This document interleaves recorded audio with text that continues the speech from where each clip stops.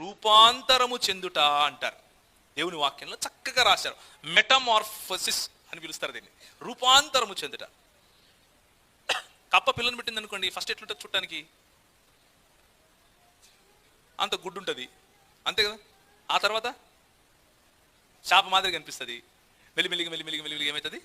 కప్ప అవుతుంది. దాన్ని ఏమంటారంటే రూపాంతరం చెందటం అంటారు. రూపాంతరం చెందటం. మనం కూడా అంతే, రూపాంతరం చెందాలి. రూపాంతరం చెందకుండా ఇంకా అట్లే ఉన్నాము అనుకోండి, ఏంటి సమస్య? మనం ఏమవ్వట్లేదు, ఎదగటం లేదు, మనము పరిపక్వతలోకి వెళ్ళటం లేదు. రక్షణలో రెండవ భాగం అది. మొదటి భాగం ఏమిటి? నీతిమంతులుగా తీర్చబడటం. ఎందరిని ఆయన పిలిచెనో అందరినీ నీతిమంతులుగా తీర్చెను. మనము నీతి చేశామని కాదు, ఆయన నీతి మన పైన ఉంచాడు కాబట్టి మనం నీతిమంతులుగా తీర్చబడ్డాం. అంటే మన పైన ఇప్పుడు శిక్షా విధి లేదు. ఎందరూ అంటే రోమీయులకు రాసిన పత్రిక 8వ అధ్యాయం 1వ వచనం, కాబట్టి ఇప్పుడు క్రీస్తులో ఉన్న వారికి ఏ శిక్షా విధి లేదు, మనకు లేదు ఇప్పుడు. ఎందుకు అంటే మనము క్రీస్తు నందు ఉన్నాం. దేవుడు మనల్ని చూచినప్పుడు క్రీస్తులో చూస్తాడు, కానీ అది కేవలం పొజిషనల్ రైచియస్నెస్ మాత్రమే. దేవుడు మనల్ని నీతిమంతులుగా పిలిచాడు కాబట్టి మనం నీతిమంతులుగా పిలువబడ్డాం, అంత మాత్రమే. కానీ that is not the end of the story. దానికి అర్థం మనం ఎంత పాపం కావాలంటే అంత చేసుకుంటా పోవచ్చు అని కాదు. అది లైసెన్స్డ్ సిన్ కాదు, పాపం చేయడానికి లైసెన్స్ కాదు అది. మనము రోజు రోజుకు క్రీస్తులో ఎదగటానికి ఒక పిలుపు మాత్రమే అది.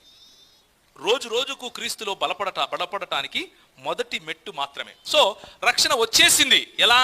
నీతిమంతులుగా తీర్చబడడం కారణంగా రక్షణ వస్తూ ఉంది. ఎలా? మనము రోజు రోజుకు క్రీస్తునందు ఎదుగుతున్నాం కాబట్టి, ఆ ప్రభువే మనల్ని ఎదిగేలా చేస్తున్నాడు కాబట్టి. ఇప్పుడు 2వ పేతురు 3వ అధ్యాయం 18వ వచనం చదవండి. 2వ పేతురు 3వ అధ్యాయం 18వ వచనం చక్కగా ఉంటుంది.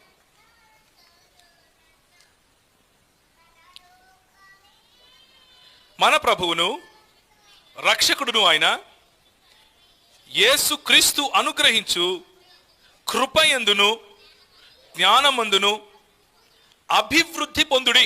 ఇప్పుడు ఆలోచించండి, అభివృద్ధి అంటే అర్థం ఏంటండి? అభివృద్ధి అంటే అర్థం ఏంటి? ఎదగటం, అవునా? ఇప్పుడు ఇది సలహానా, ఆజ్ఞనా, లేకపోతే ఏంటిది?